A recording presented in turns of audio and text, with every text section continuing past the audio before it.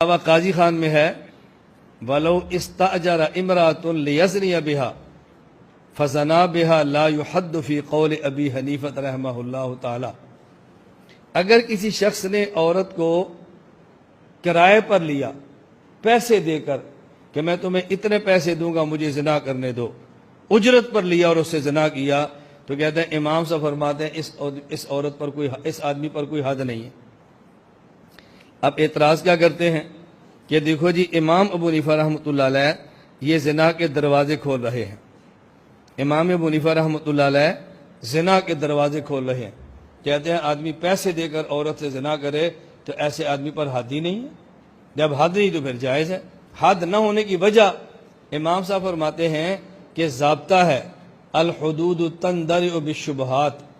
اگر کسی موقع پر شبہ ثابت آ گیا تو شبہ سے حد ساقط ہو جاتی ہے۔